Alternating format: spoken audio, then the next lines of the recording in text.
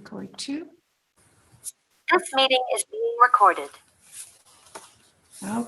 Okay, so we're going to go ahead and get started. And again, if any of you have not had a chance to either join yesterday or to view the recorded session from Jayashree, I'll be putting in the chat box a link to the recorded session. But I think you probably were all there, and that's why you're here today. And we're just so glad that so many people have an interest in this topic that Jayashree has been deeply involved in and practiced and researched for many, many years. So I'm going to turn it over to you, Jayashree, to facilitate the session in whatever manner that you wish. All right. Thank you, Radhe. Thank you so much. Welcome, everybody. Good morning and good evening, as the case may be. It's my great pleasure and honor to be working with what is known as conscious sleep, the yoga of conscious sleep. One minute, if everyone could just mute themselves. If everyone can just mute themselves if they're not speaking, we're just getting some background noise. Sorry, Jayashree, go ahead. Oh, that's okay. So I thought this morning of, kind of continuing from where we left off yesterday, but I see there are a couple of new people who have joined. So I'll just very quickly give a brief introduction so that they understand where this is going. So the yoga of conscious sleep, as the word yoga already implies, is a yogic practice. So it will definitely have a lot of sadhana, practices that are yogic practices. And we will be using terminology which perhaps is not really used in mainstream sleep practices. I'm referring to psychologists who worked with sleep and had certain concepts and beliefs. Sri Aurobindo and the mother, whose writings and works that I will be referring to. Basically, we'll take a lot of references from the Integral Yoga of Sri Aurobindo, Conversations with the Mother, The Life Divine, Letters on Yoga, Savitri, and the Upanishads.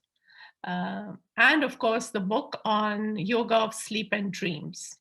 So these are the major reference books that we will be discussing about. The course will be introduced a little down the line once we see how many people are really interested in taking this up seriously. And why I keep saying that, this course is meant for those who are really into the yoga practice.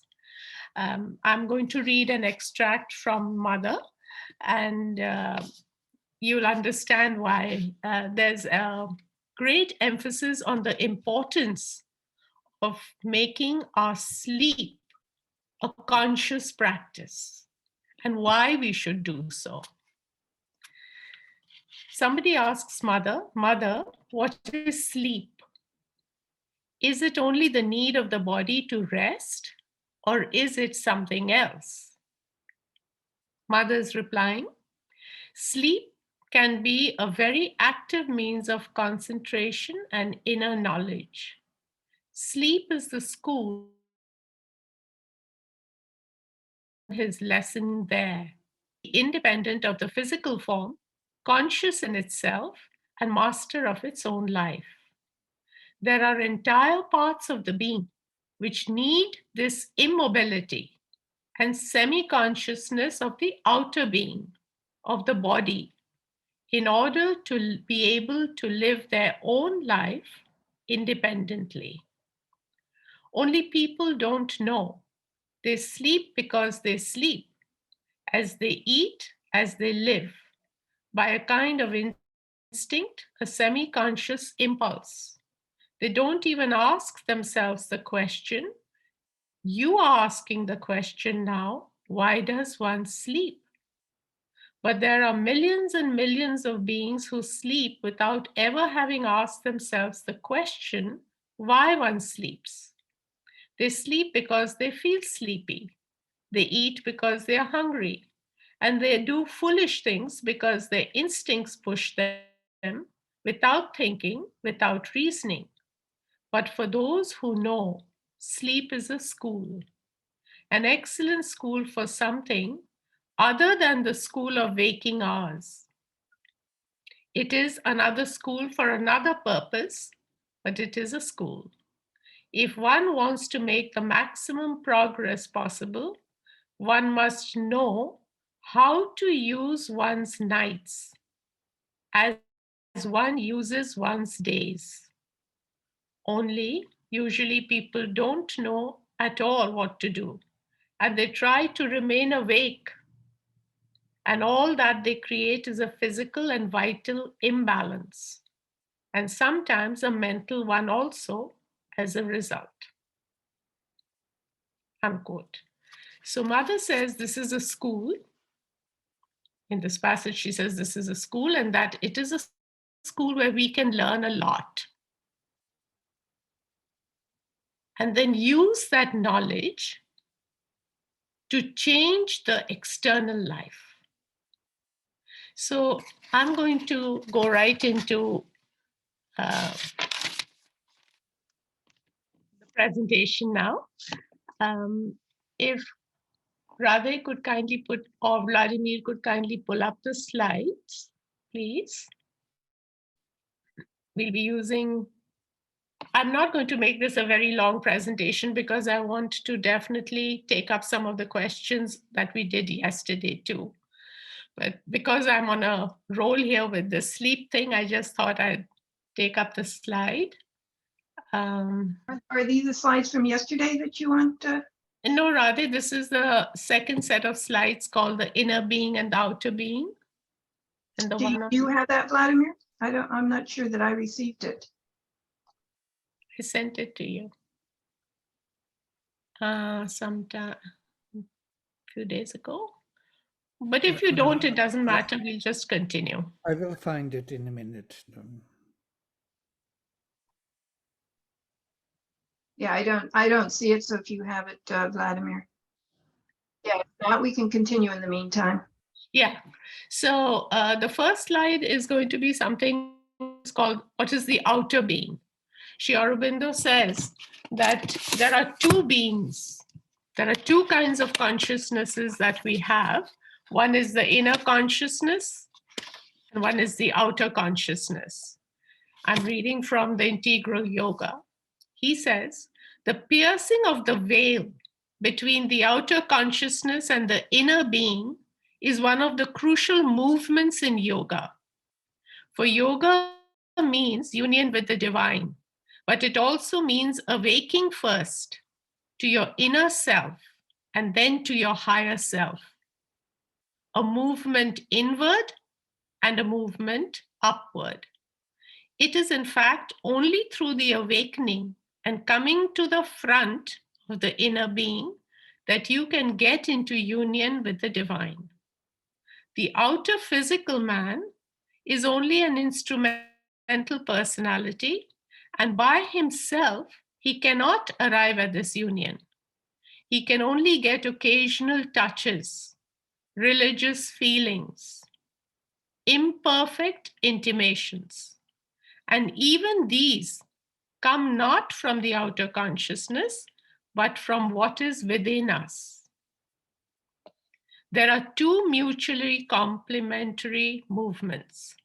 In one, the inner being comes in the front and impresses its normal motions on the outer consciousness. The other is to draw back from the outer consciousness, to go inside into the inner planes, enter the world of your inner self, and wake in the hidden parts of your being. And this happens in conscious sleep. Conscious sleep means exactly that, stepping back into your inner self, into your inner being. So the outer being, as Sri Aurobindo has just told us, is the outer personality. The ego, the vital, the physical, we know about these things. I don't want to go into that in detail now. But the outer personality is one that has the external consciousness. We are all aware of that. Now, this external consciousness, sorry, this was yesterday's. This external consciousness is influenced by the inner consciousness, but we are unaware of it because there is no contact. The two consciousnesses are distinct and separate. So in sleep, what happens is when we go into this inner consciousness, we have a whole bunch of experiences there. We have dreams, we travel to different planes, we have different realizations, none of which we remember when we come back into the waking state. Conscious sleep means also to create a bridge between the inner and the outer. So it's not just stepping back and working with your inner self. First of all, the knowledge of what is this inner being, what is inner vital, inner mental, inner physical consciousness. First, we are going to look into all that. Then how do we work with that? So certain practices will be outlined that we need to do. There is a preparation that we need to do in order to go to sleep. And then once we sleep, how to be conscious and awaken in those areas. And then create a bridge between the inner and the outer. So that we allow the inner being, as Mother said, the inner being to come forward and act upon the outer nature. By ourselves, it's very difficult to change our outer nature. And we know integral yoga is about working on one's nature, divinizing it. That is the aim and goal of integral yoga. So we take these steps through this practice of conscious sleep. So I just wanted to talk on the outer waking consciousness and the inner being. The inner being, the other name for the inner being, and that might have created some confusion yesterday, because Sri Aurobindo is the person who actually introduced what is known as the subliminal consciousness. In mainstream psychology, they don't talk about subliminal. They say that when we sleep, we descend into the subconscious, and everything happens from the subconscious. But the concept of subliminal is a yogic concept. And in Sri Aurobindo's yoga, there are practices as to how we go into the subliminal. What is the subliminal? It's the vast inner being just behind the physical consciousness. That is the inner consciousness. The other name for it is also subliminal. As the name suggests, it's self-explanatory. It is subliminal, is just behind the physical consciousness. And in its lower reaches, it touches the subconscious. In the higher reaches, it touches the superconscious. Generally, we all go into the subconscious in ordinary dreams and sleep when we have not practiced any form of spiritual practice. But as we begin to work with the subconscious, is to transform it. That is the purpose of conscious sleep, the yoga. The yoga of conscious sleep aims at working in your subconscious and transforming the lower nature into its higher self. So it's about transformation of the sleep consciousness.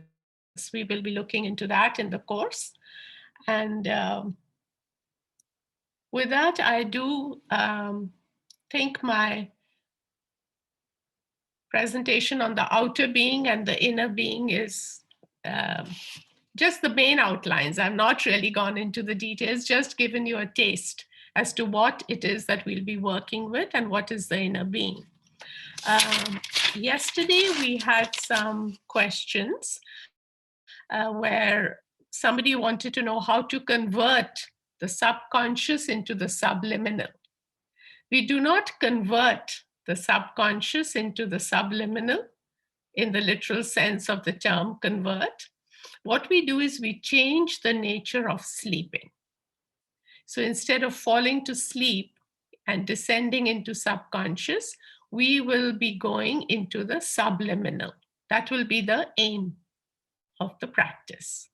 We will start working on changing the nature of a sleep that is totally, or let us say mostly, unconscious or semi-conscious.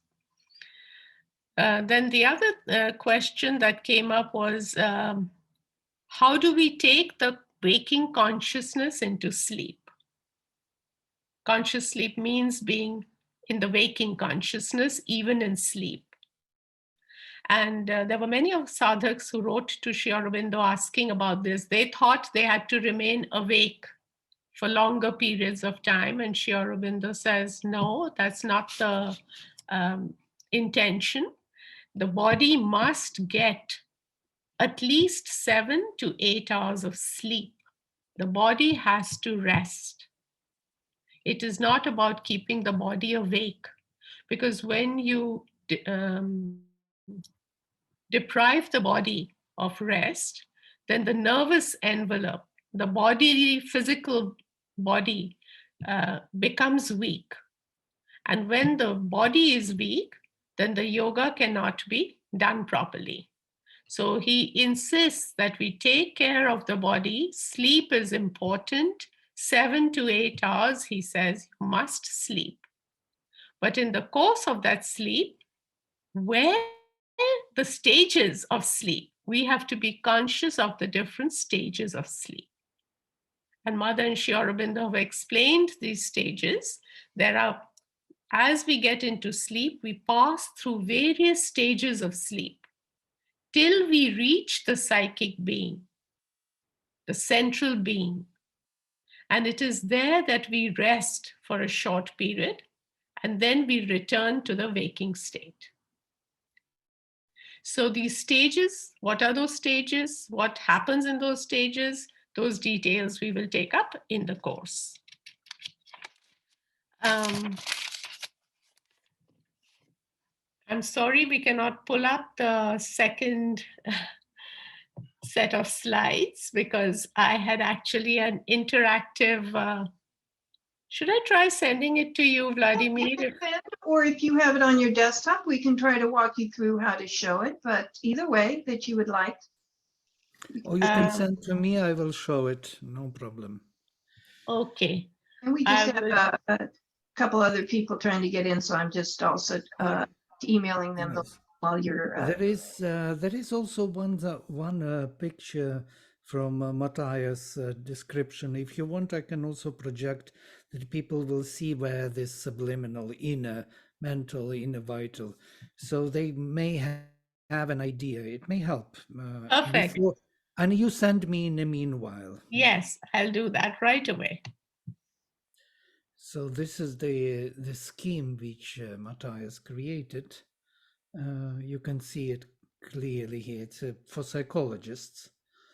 This realm in between A and B, inner mind, inner vital, inner physical. Basically, subliminal is something which is connecting the universal mental with the individual mental. Yes?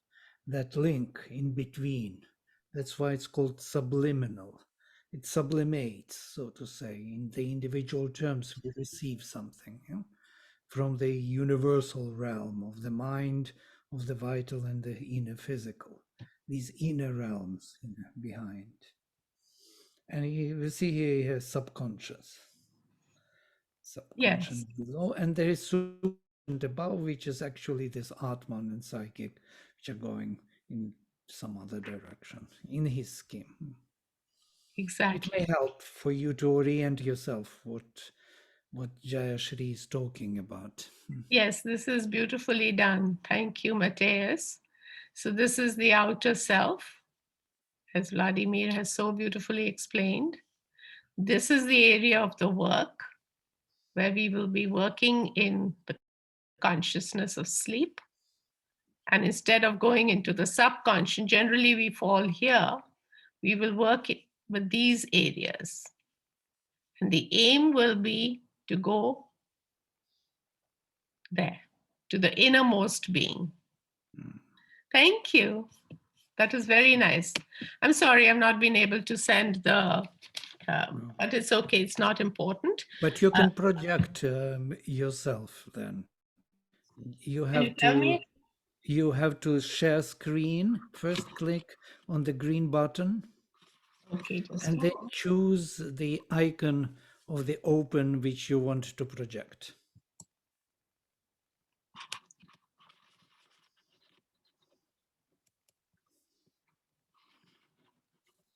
You have to have it open already. Okay, If you open your PowerPoint I presentation have. and then go to the green button in our window, you see share screen, green button below in the middle. Share screen green. And if you click on it, new window will open and you can choose what you want to project. And click on that to share, double click.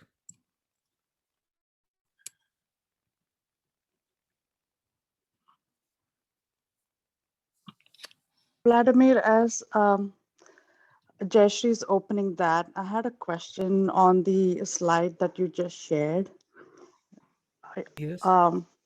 So there are two different things that I saw. There's the self, which is the vital self, and there's the mental self and physical self. And I'm wondering what's the difference between that versus the inner? Because there's also the inner mind, the inner vital. So what would be the difference between the mental self, vital self, physical self, versus the inner mind, inner vital, inner physical? These are Maybe before you domains. answer that, Vladimir, Jayashree, just take a minute and email it to Vladimir, if that's a lot easier while he answers his question. It may give you a little bit of time to just email the presentation to him. Yes. Okay, I'll do that. Yeah, sorry for this interruption. It was not meant to be, but Yes. it may help also to. So the inner domains are the vast domains, yes, where we are taking resources from to our outer mind, because outer mind is overloaded with thoughts, with vibrations we receive from the inner mind. Yeah. So we are constantly living, so to say, on the surface, but we are open to the inner realms. The same with the vital, we receive many different vibrations, feelings, emotions, sensations, desires, fears from this inner realm, huge. Yeah? And the same with physical even. But there is, beyond that, there is something which is formed by the self. And the self is, you see, there's this from Atman pointing out, and with psychic it is related, it is our individual formation within the mental. So we have some kind of mental personality or mental purusha, which is holding to the unborn innermost self. Yes, which is kind of orienting this, all this process of to the outer mind and choosing from the inner realm a lot of vibrations, thoughts, and visions in this particular focal point of its own development. So basically, there is the Manomaya Purusha, yes, in the Vedic terms, or Pranamaya Purusha, or Annamaya Purusha. These are the selves which are related to our unborn self and inborn self. Psychic being is influencing through them to our outer personality. This is the vision of the integral yoga. And yes, this picture is created by Matthias for his studies of integral yoga psychology. The Purusha piece was clear to me, the Annamaya, Pranamaya, and the Manomaya Purusha as it relates to self. But the inner piece is still, I'm still lacking clarity on what the inner does. Is that, well, yeah. There is a huge realm, universal mind, universal vital and universal physical, which are actually the material from which we form our personality. And this is that subliminal is the bridge between that universal and the individual formation. And there we get all our influences. That's what we will be studying in this Yoga of Sleep course. These realms, yeah, how to become aware of this in order to manage here. So in order to manage here, we have to become aware of these. Yeah. Okay, I'm stopping Yeah. this. And Okay. Thank you. sorry. Soumya, we can take up this discussion further, later during the course. Definitely. But Vladimir has given a wonderful explanation with Matthias's. And the rest I suggest you can read on the letters, Sri Aurobindo's letters also, and in Integral Yoga of Sri Aurobindo, the planes and parts of the being beautifully explained there. Did you send me your presentation? Yes, I have tried sending it, but I don't think it's going. So we'll not spend time, because actually that slide was a picture of a dream sequence. And I just was thinking that, people could interact with it, but it's not that crucial. We can carry on, and let's get on to the next part of, before we take questions, is I wanted to talk a little bit on what Mother and Sri Aurobindo have talked about dreams, because they have said so much on dreams. And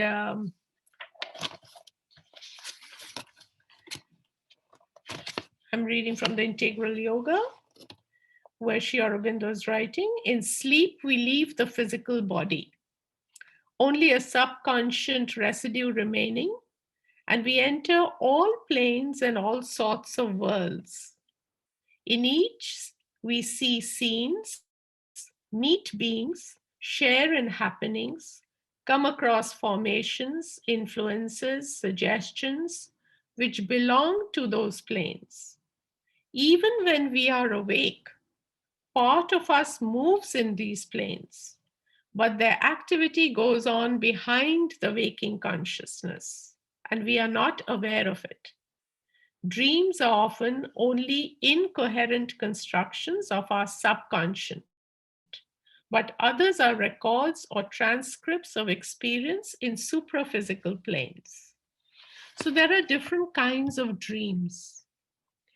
As we all know, those who have worked even a little with dreams and have managed to remember them, dreams are of different kinds. You get dreams which are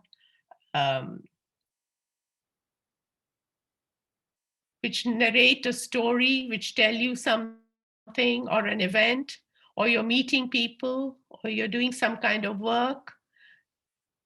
Sometimes they're just incoherent images. I projected the is it this? Outer being, the Yes, waking. yes, Yeah. this is the one. You- I was thinking of the third slide because I talked already of the outer being. So the next slide here is the inner being. We touched this also. And the next one. Okay, let me just, Vladimir, can you just go back? Sorry, please. Yeah, this was the inner being, the subliminal. To transform unconscious sleep to progressive conscious state requires active concentration on the subliminal self, known as the inner being. So the key word here is active concentration. This active concentration is something that doesn't happen automatically or naturally. We have to work to develop this concentration during our waking state. What does that mean? That means developing a consciousness which is constantly in touch with the mother, with Sri Aurobindo during the waking state. How do we do that? We do that by daily reading some passage, prayers or meditations, Savitri, Life Divine, something written by them, and then meditating on it. Spending a few moments mulling, concentrating. And after we have done that, even when we are engaged in the outer work, to try and stay inwardized. Or if we can't do that, then take a break and step back. Step back and remember the mother, connect with her consciousness. What are we doing with all this? We are trying to develop an active state within us, active towards connection with the inner being. This connection made in the waking state is what we will carry in the sleep. If we have worked in the conscious waking mind, we can carry that state into the sleep state. And that slowly develops from subconscious to subliminal. The subliminal is just behind the outer consciousness. It's not difficult. You know why I'm saying this is it's just that we are unconscious about it. Every thought, every suggestion, as I was saying yesterday, comes to us from our inner being. Only we are not conscious of it. Even this very simple thing that I need to make a call today to this person, this suggestion has actually come from inside us. But we are not aware of it. We think it's our mind because we are so used to living in the external consciousness that is in the outer regions of our mind, the surface mind, what Sri Aurobindo calls the surface mind, that we think everything happens from the surface mind. But when we start stepping back, we begin to notice the difference. That is important. The outer being has no awareness of the inner being. And then the inner consciousness is made of an inner mind, inner vital, inner physical, which we just saw in the slide. And in sleep, the gate to the subliminal self can be opened to awaken the inner being. See, there are two ways of doing it. One is in your waking state, through your meditation, you contact the inner being. That is one way of doing it. And the other is that in sleep, you can open the gateway to the psychic. Sleep, because why? Because sleep changes into an inner state of consciousness. In the waking state, there is a problem. At least that's the problem I faced, is that there were too many distractions. There were too many distractions that pull the mind easily out of the inner concentrated state. I may be able to go in just a little bit, and then suddenly I think about, oh my goodness, I need to meet a deadline. I need to be working on my computer right now. Or we are limited for time. Or we don't have the space, a quiet space in the house where I can sit and meditate for a short time. So outwardly, we have a lot of obstructions or restrictions to the practice. But when we sleep, our time is our own. So that was just my little thing on the inner being. We'll go into these things much more in detail when we are doing the course. I keep saying that. Let's go to the next slide, Vladimir, please. Don't mind. Yeah. This is a slide that I thought would be interesting. Please look at the picture as though it is your dream. Notice the light, the images, the mood, the colors, the characters.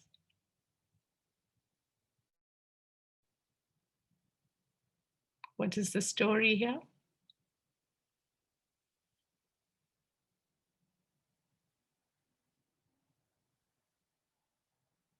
Does it evoke a feeling?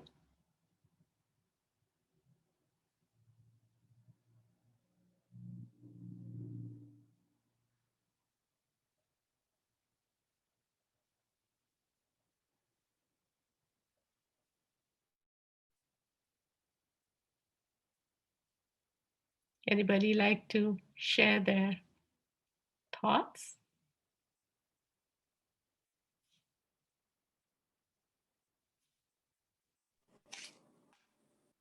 Can I go? Please. I think it can be considered in two perspectives. One perspective is we are just observing something happening, or it could be the person standing there in the picture could be me or you or whoever is dreaming and is a part of the scene. It can be looked in two different ways, in my opinion. Thank you. Thank you. That was very nice. The Anybody else? path is important.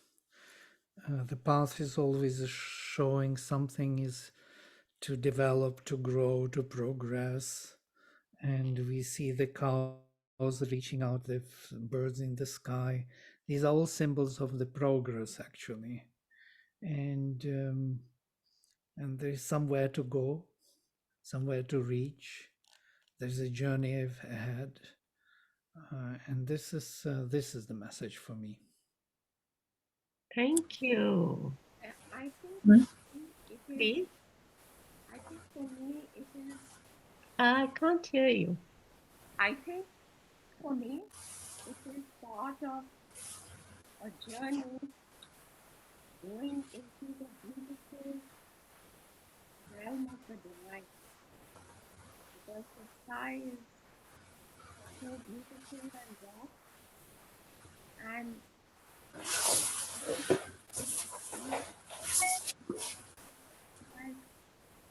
if I can progress on this journey, I can fly. Thank you.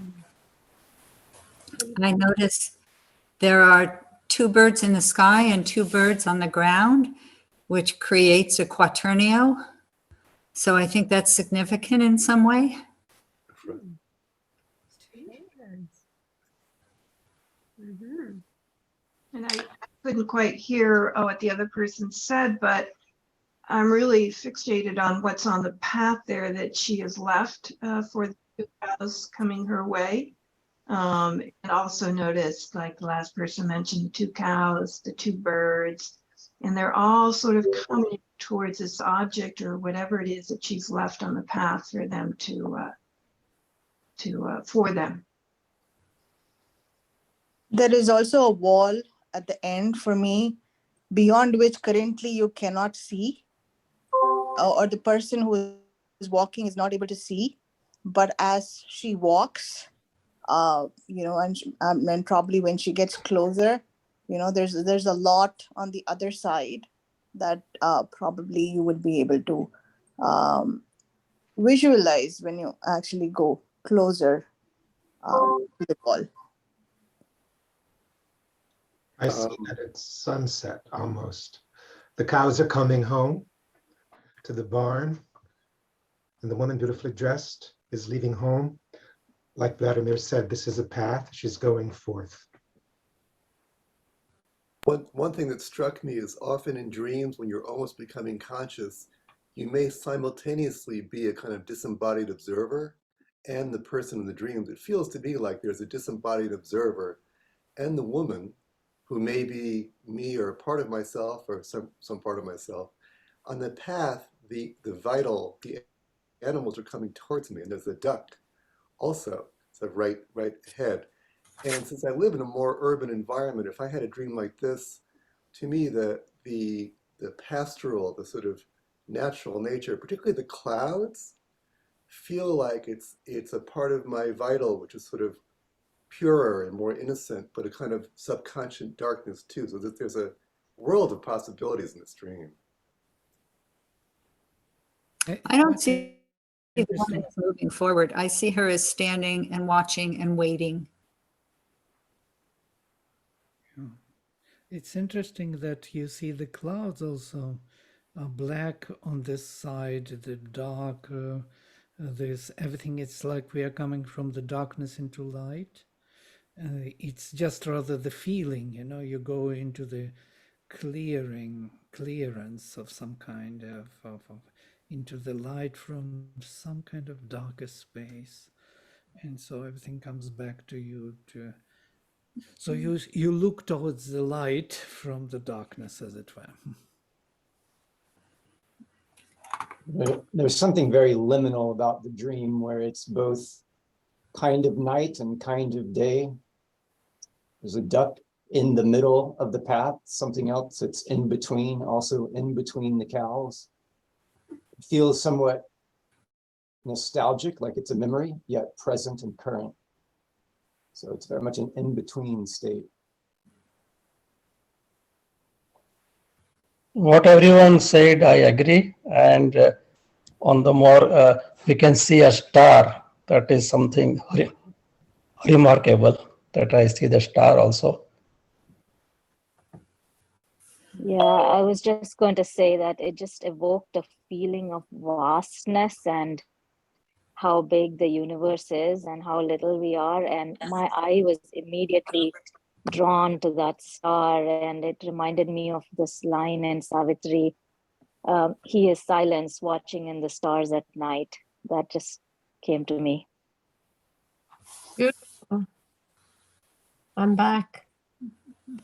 We lost Jayashree for a few minutes. No internet, but we got just a lot of great suggestions and comments on this. I don't know at what point we lost you, Jayashree, but we had just been continuing the discussion. Yeah, I actually, my internet went off and that lady was talking about the two birds in the sky and the two on the pathway. That's when I lost. So yeah, I'm so glad you all were having a beautiful discussion, and that everything went off so beautifully with the dream. Let's move ahead. I wanted to just make one observation on the colors. Sure. The green represents the vitality, and Naraji has mentioned that red represents the physical, the robe that she's wearing, and the blue represents your window. So just looking at the colors, it's quite symbolic from a vital, physical as well as mental.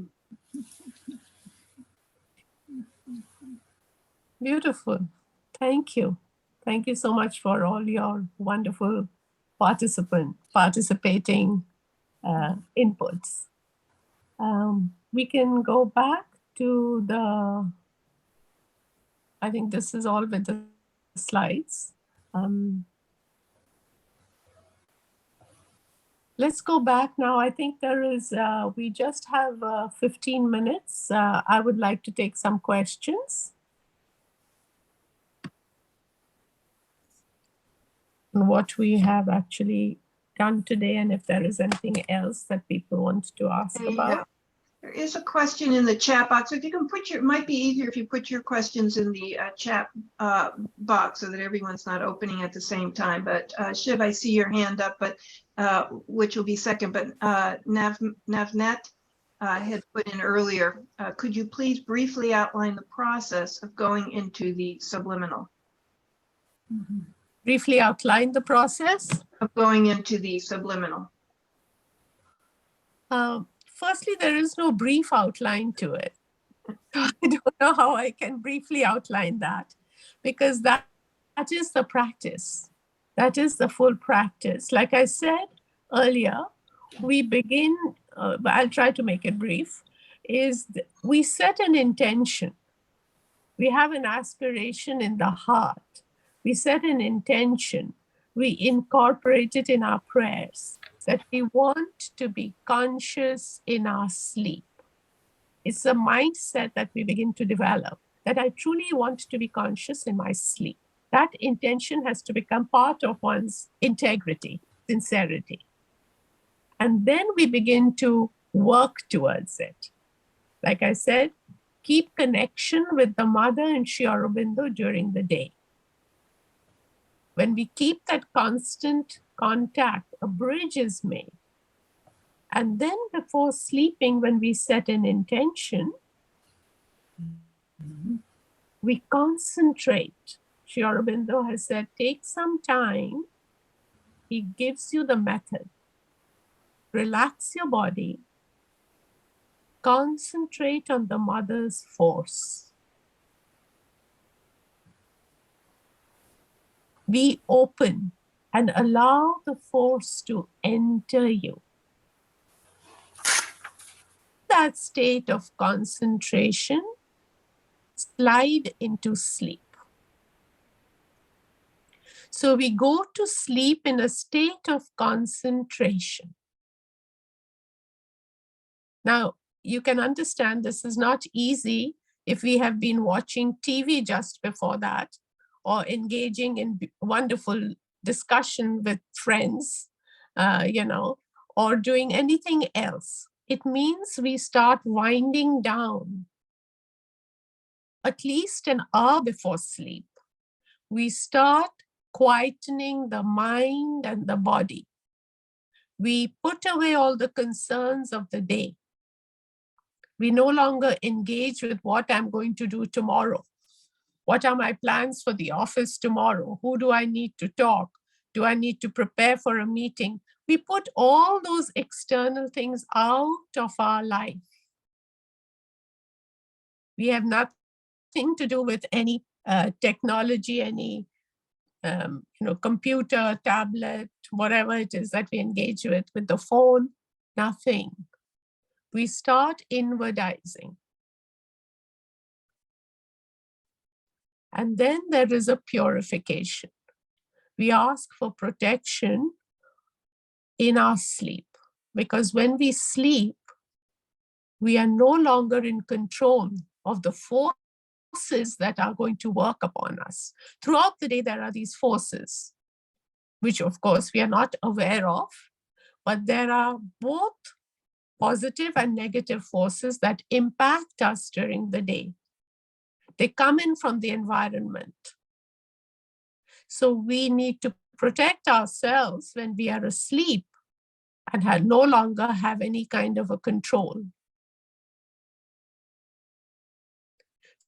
So there is a protection involved. There are a number of preparatory steps that we need to take. And then the main one is, like I just mentioned, Sri Aurobindo says we slide into the state of sleep from a state of concentration, holding the intention, holding Mother's and Sri Aurobindo's state, consciousness, whatever we have read and developed during the day, we carry that into the sleep state. Briefly, that is the answer.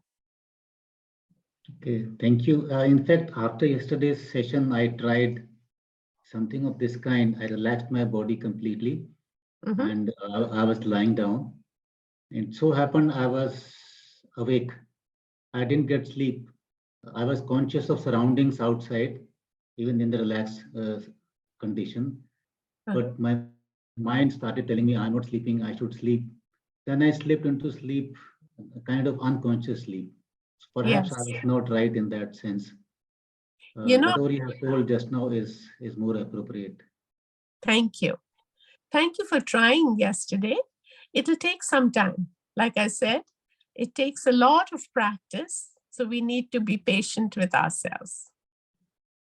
As you continually practice, what you just said is what exactly happens in the beginning. You remain awake.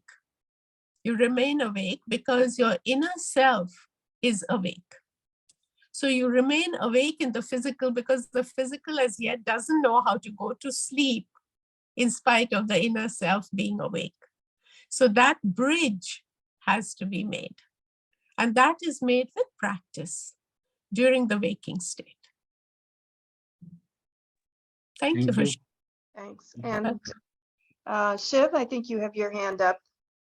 Yes, I'll just share one thing before I ask the question. And one of the mother's reading where she said, drop everything and sleep like a rag on the bed. I remember that line very clearly. And if a lot of times I have tried that and it's a huge difference. But anyways, that's not related to my question. My question is, if somebody before going to sleep is chanting any mantra or thinking anything, and then during the sleep, and when wakes up in the middle of the night or in the morning and feels that that mantra is still going on, what does that dream or what does that condition means?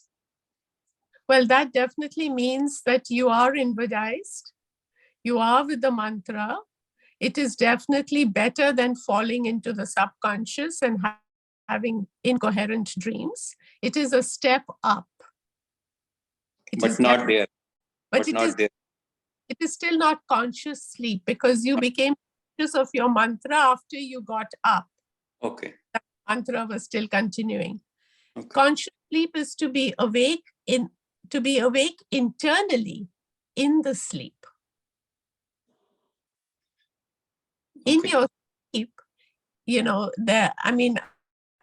I can't explain it unless you know, unless you've practiced it. Yes. It is like whatever the experience will be in sleep, you will be dreaming. It's not as though you won't be dreaming. You will be dreaming, but you're conscious that you're dreaming.